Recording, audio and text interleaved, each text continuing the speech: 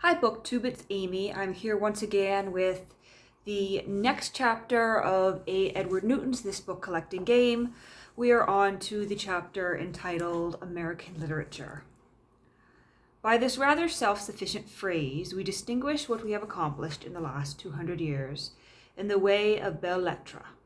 Much has not been expected of us, and much has not been produced. A century ago, Sydney Smith wrote, "In 4/4 of the globe, who reads an American book, or goes to an American play, or looks at an American picture or statue?" And since this complacent statement was written, England has produced very few artists, and no sculptor or architect, judged by world standards, worth mentioning. England's modern architecture, when it is not pathetic, is ridiculous. Sydney Smith might have contented himself with stressing England's superiority in the matter of literature. Whether because we have had to subdue a continent rich in practically every form of potential wealth, or for some other reason, our literary accomplishments have been meager.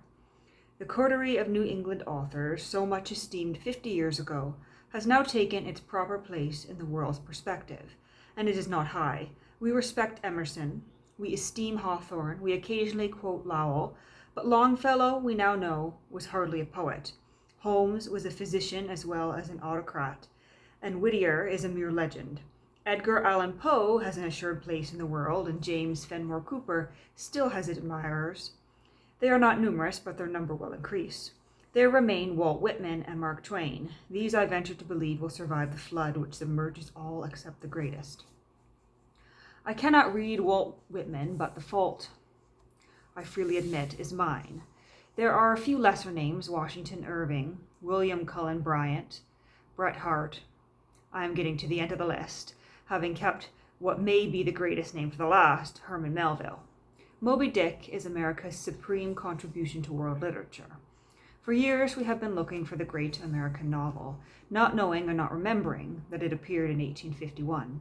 On this subject, more anon. The list is not impressive, and if I have to answer the question, why are not American authors collected in the sense that English authors are, I should say not only because they are not absolutely of first rank, but because they are not interesting. Literature reflects life. We are a most uninteresting people. Industrious, well-meaning, philanthropic, educated up to a point, generous, but tiresome. And by the same token, present-day English authors are little, if any, better. And we are collecting them with too much enthusiasm, I fear. It is not necessary to name names. Democracy, which in other words means knocking off the peaks to fill up the valleys, is responsible in both countries. Tennyson has said, "The individual lessens and the world is more and more." If you do not care to put the blame where it belongs, on democracy, blame it on the weather. Virginia is too hot, and Massachusetts is too cold. In Pennsylvania, we do not boast our Charles Brockden Brown. Boast, he is hardly more than a name to most of us. But as certainly as we are now filling our houses with early American furniture, much of it is, I suspect, spurious, putting pine tables and settees and chairs in our drawing rooms and paying absurd prices for glass bottles and Currier and Ives lithographs. So surely will the time come when American authors will be collected. And here we have portraits of Walt Whitman and Mark Twain.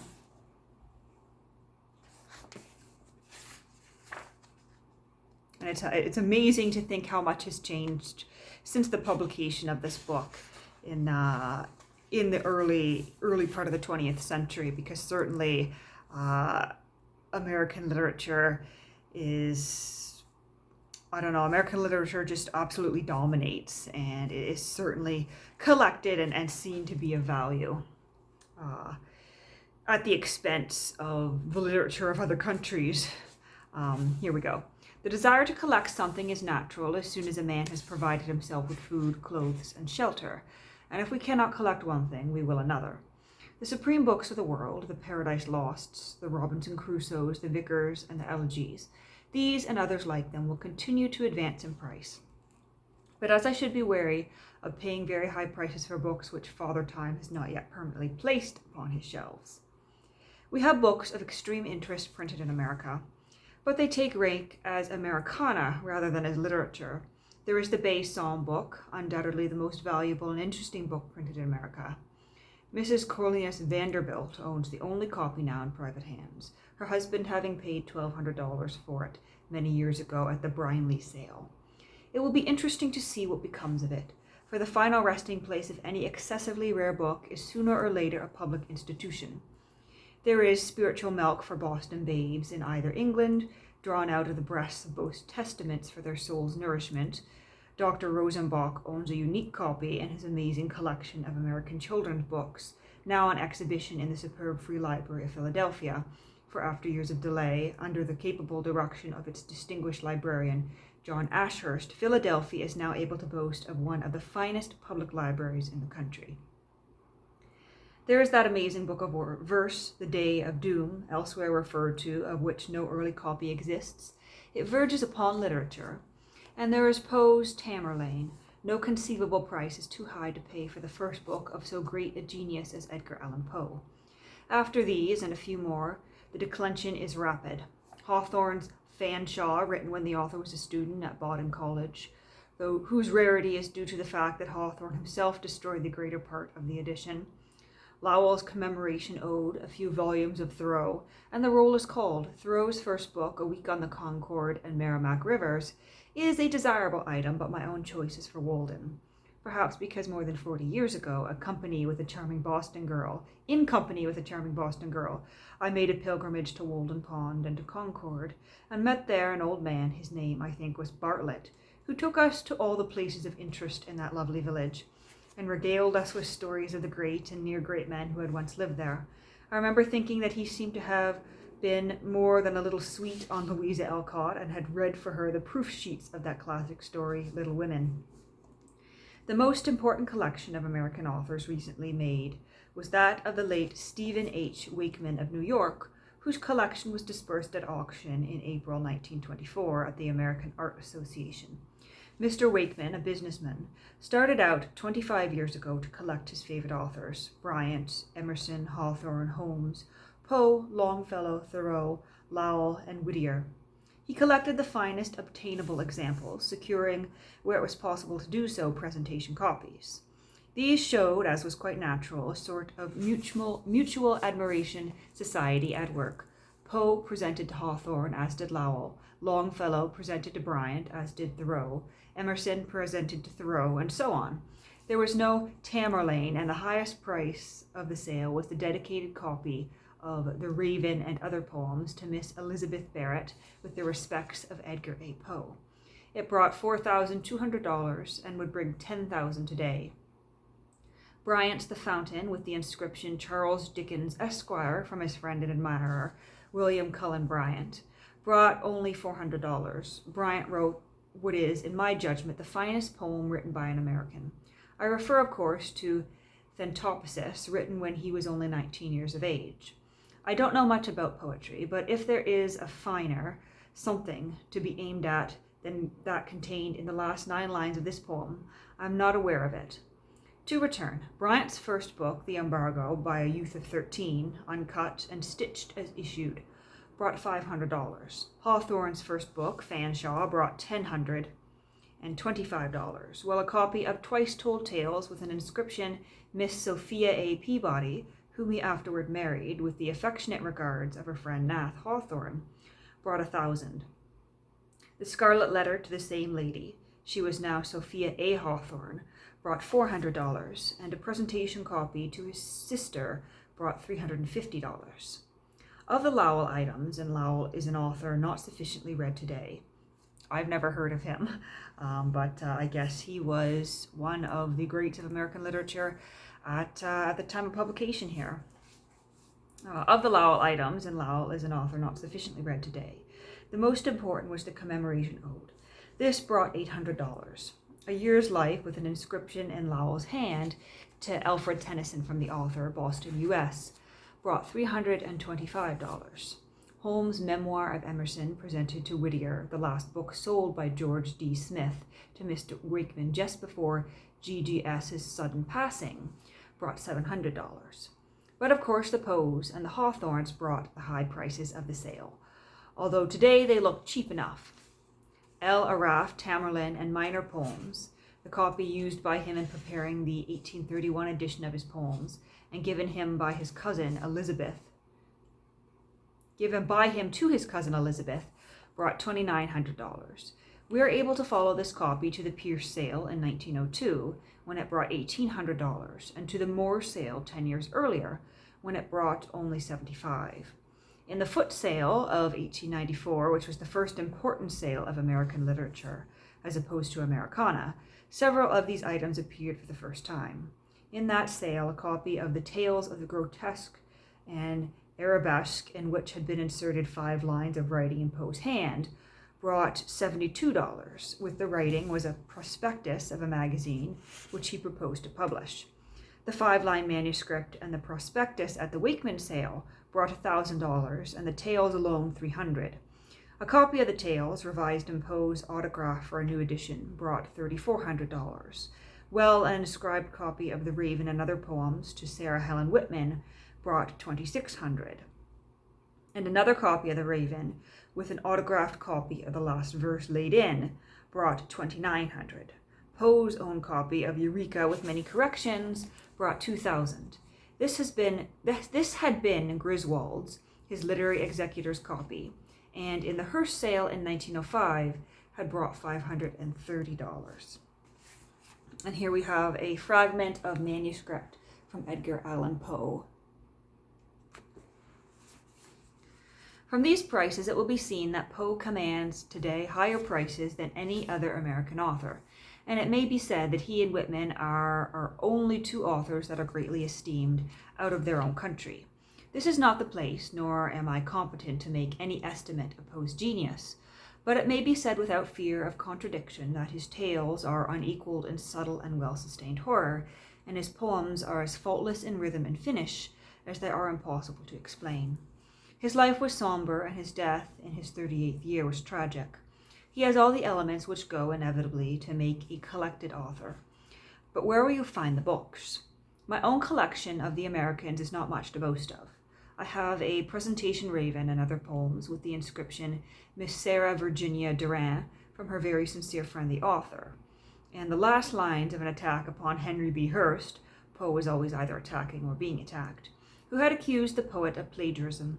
This was formerly in the collection of Edmund Clarence Stedman, at whose sale I also secured a painting of Poe in oils by Gabriel Harrison.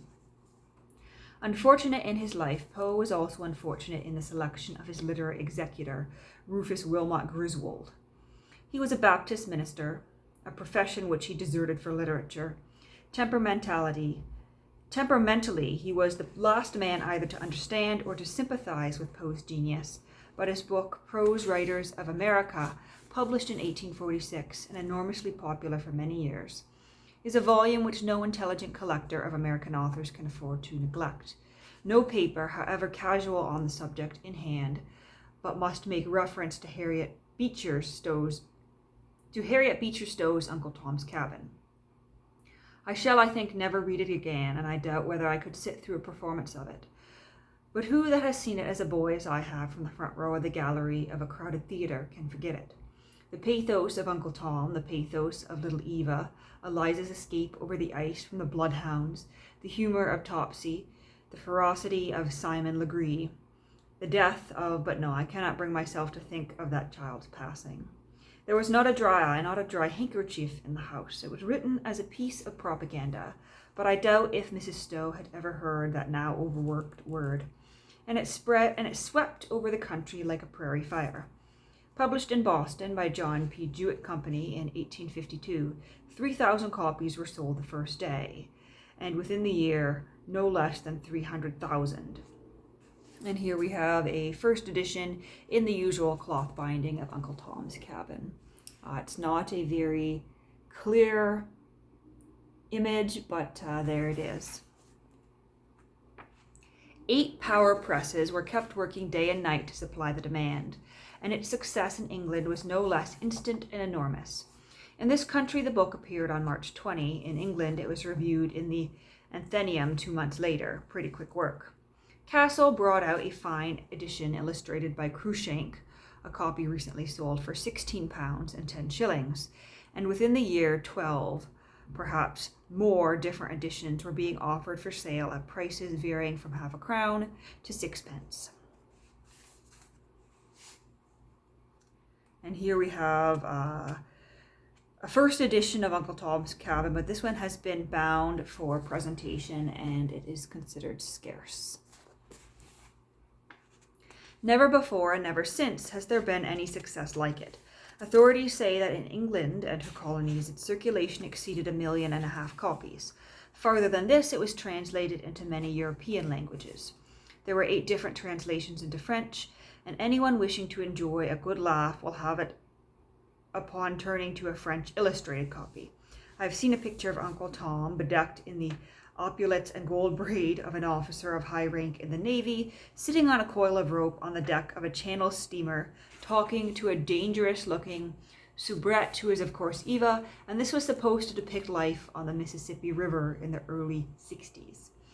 The net result of all this was the fame and fortune for the author, and it probably kept England out of the war on the side of the South, for in spite of the sufferings our Civil War caused them and the common people of England were, with the Queen, always on the side of the North. Eugene Field is, I suppose, not much read today, but every book lover and collector should have him and should get some of him by heart, as I have.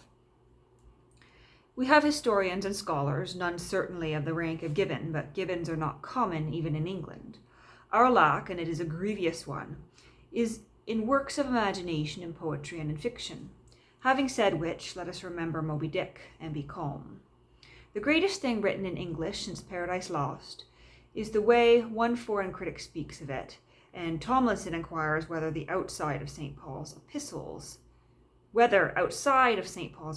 there is a better sermon than that preached in the little chapel in New Bedford.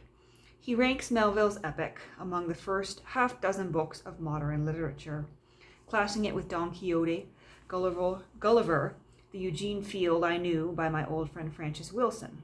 While writing these lines, a letter from him was handed to me. What a coincidence. Tells what manner of man he was, poet and wit and bibliophile par excellence. May his name ever be held in affectionate remembrance. And is there a sweeter story than Hop Smith's Colonel Carter of Cartersville? If there is, tell me about it. I once had the pleasure of telling the creator of Colonel Carter what I thought of his book, and that I owned a copy which, years before, he had given to Augustine Daly. Our world lost a charming and distinguished gentleman when Hopkins Smith died. Do we write poetry today? I wonder. I do not know. Verse by the ream falls from the press, I am aware, but poetry is a different matter. What is it that the simple cobbler of Agawam says? Poetry is a gift wherein but few excel. He doth very ill that doth not pass him well. Do you know Nathaniel Ward? The simple cobbler of Agawam, he called himself. His verses were printed in Old England in 1647 and in New England in 1713. It is a scarce book. I haven't one and may misquote, but the idea is there. Personally, I agree with that fine critic, the elder Weller, when he said to his son, "Sammy, never let yourself down to poetry. It's unnatural, and moreover, like M. Jourdain, I affect prose." But I buy in the hope that some fine day, 50 years from now, someone will find in my library an immaculate copy, uncut and opened, of some rare volume of poems, and that it will fetch $3,000 or $4,000 as a copy of the Rubaiyat did at auction not long ago. I am led to speak of a short and famous story, Ethan Frome by Edith Wharton. 2 copies are before me. The first edition from the press of Charles Scribner, 1911, for which I recently paid $15. It is an immaculate copy, and another, one of an edition of 2,000 copies designed by Bruce Rogers, for which I paid $6. No reprint of a book, however fine, is as desirable as the first edition. It may well be that Mrs. Wharton has written one of the finest, and I should say the finest short story that has been written in this country for 15 years. If Ethan Frome is not literature, I am much mistaken. But I never met an Englishman who had heard of it. Indeed, their ignorance of all that we have done and are doing would be amazing had it not always been so. What they take from us is invariably our worst. The tone of our newspapers, our plays, and our movies. When we do a fine thing, such as, for example, the education of Henry Adams, they pass it by. The only Englishman I ever met who knew this brilliant and fascinating autobiography was Sir Esm Howard, the British ambassador. We, on the other hand, and very properly, devour a book like Strachey's Life of Queen Victoria and ask for more from the same pen. Strachey has revolutionized the writing of biography, but whether for good or evil remains to be seen. I have just written these lines and stopped to turn the leaves of an English magazine before calling it a day, when quite by accident my eye fell upon an article on Austin Dobson, whose verses and essays I always admired, and whose funeral I attended in company with my friend, the late Clement Shorter. In the course of the article, I came upon a letter written to Dobson by Thomas Bailey Aldrich in 1878, in which he said, "It is fortunate for New England authors that they are not obliged to depend on English criticism for appreciation. With very few exceptions, it is only our fourth-rate writers who make popular successes in England. Artemus Ward, Joachim Miller, etc. Can you explain it? Men who are not successes in their own land. In point of critical penetration, I see America sets England an example. We take none but England's best. Of course, there is a market in this country for those litters of blind novels of which England seems so prolific. But the English authors who rank highest in Boston and New York are the men and women who rank highest in London and Edinburgh." Of course, Austin Dobson would not explain it, but I can. It is based on the deep-rooted dislike which Englishmen in the mass have for Americans in the mass, a dislike which was disguised during the war, but which is now functioning with ever-increasing vigor. Wise men are constantly endeavoring to bring about a better understanding between ourselves and the English, but all the good accomplished by exchange professorships, Rhodes scholarships, English-speaking unions, Pilgrim dinners, and the like, is nullified by the sneer of Sir Owen Seaman, the editor of Punch, for we very well know that Punch represents English opinion, as perhaps no other journalistic enterprise does. It is unusual for an American businessman to admit being outmaneuvered by a British tradesman, but I sometimes think that the bookseller of the British Isles can and does put rings around our own. Having already sold us at ever-increasing prices practically all their desired books, all the time complaining of the rich Americans who have denuded most of their important private libraries, they now stimulate the collecting of second or third-rate English moderns to the almost entire neglect of our own first-class authors. Take Agnes Repplier, for example. For the price of half a theater ticket, one can buy a volume of her essays, compounded of wit, wisdom, humor, irony, and exquisite learning, the like of which one would look for in vain in England today. The reader will not wish to laugh loud, certainly not, but a persistent chuckle should not displease him, and Miss Replier's best volume, A Happy Half-Century, will certainly produce it. I was present once when she was introduced by a man at a Bluestocking Club as America's most distinguished female essayist. I felt that her introducer was in for his bad quarter of an hour, and I was not mistaken. Candor compels me to say that the lady has one grave fault. First editions leave her cold, very cold. Some people are like that. What shall we say of a man collecting Peacock and neglecting Cooper, or appraising a Shropshire Lad, 1896, at $400, and a William Cullen Bryant's Poems, 1821, at $60? The price of Bryant's poems is no indication of its scarcity. G.A. Baker and Company had a copy in one of their catalogs a year ago. I sped over to New York to get it. Sold. Could have sold it a dozen times, Mr. Harzoff told me. Thereafter I searched everywhere, and in vain, and I should be without the book to this hour, had not that canny book hunter Paul Hyde Bonner put me in the way of getting a copy. Here is the first book of an important American author, published over 100 years ago, a book which contained some of the best poetry written in this country, including Thentopsis, which has found its way into every anthology, and we, collectors, appraise it at, well, say $75 as a top figure. If I were a younger man, I should expect to see this slender volume bring 10 times this figure. Think of a man in his senses buying flippant English moderns and neglecting our own Donald G. Mitchell. I saw a copy of Reveries of a Bachelor in one of James F. Drake's catalogs only yesterday, priced at $12 and a half. I bought the Frank Marriott copy, autographed by the author, for $5. We make the market for English books in this country. Let us turn our attention to our own too long neglected authors. Hawthorne is at last becoming collected.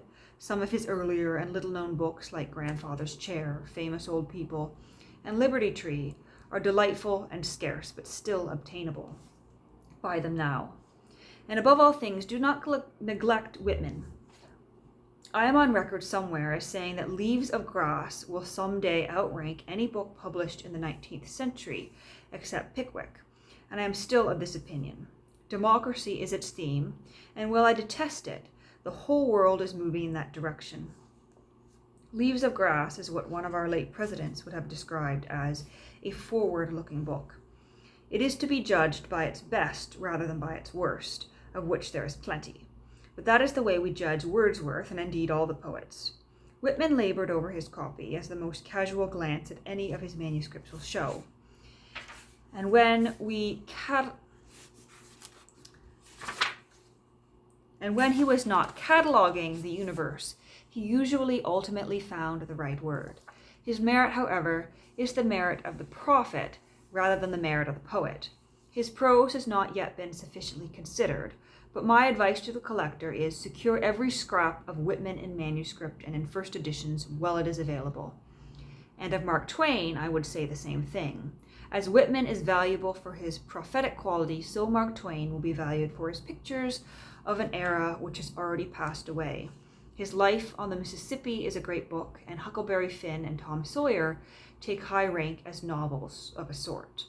Galsworthy ranks Huckleberry Finn among the world's 12 best works of fiction.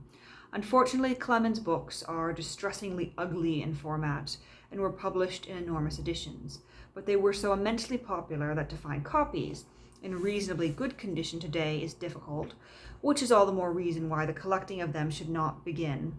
Their collecting began years ago, but continue with unabated zeal.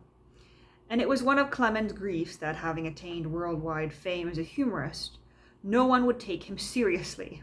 That was the penalty he paid for his popularity. His personal recollections of Joan of Arc is the work of a scholar, but few people would have it so. He was a professed wit, and as Gilbert says, when a professed wit says, "Pass the mustard," the table roars. Before leaving the subject of American books, let me ask a question. Can anyone tell me why Franklin's autobiography is not collected? It is one of the world's great books. Its history is a romance and a puzzle. What is the first authentic edition? Authorities differ. Perhaps that is the reason. And we have here the history of this famous book is remarkable. So this is